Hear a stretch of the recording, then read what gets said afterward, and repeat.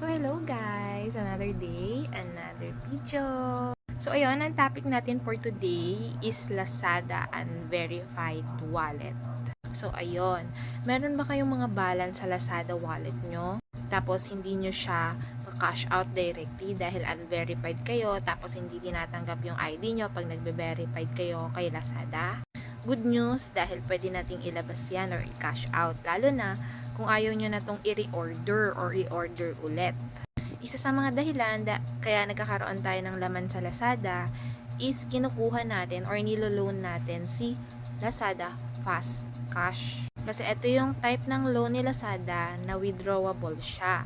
Yung directly siya mapupunta sa Lazada wallet. Ang problema, yes, directly siya napupunta kay Lazada wallet. Kaya lang si Lazada wallet, mahirap siyang ma-verify.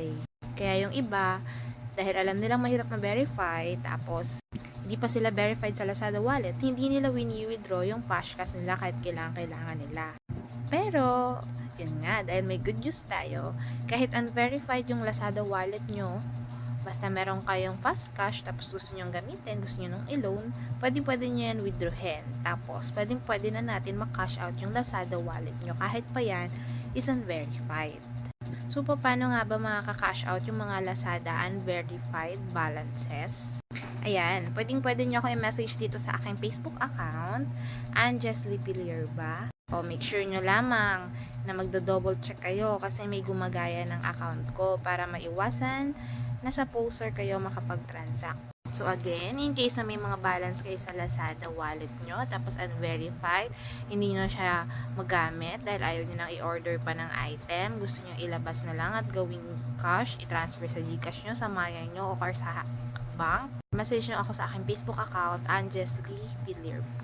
So, in case meron din kayong last pay later, pwede din natin i-convert yan into cash. Marami akong videos dito sa aking YouTube account, TikTok account, about last pay later. So, in case interested din kayo na mapa-convert into cash si last pay later, pwede nyo rin ako i-message sa aking Facebook account.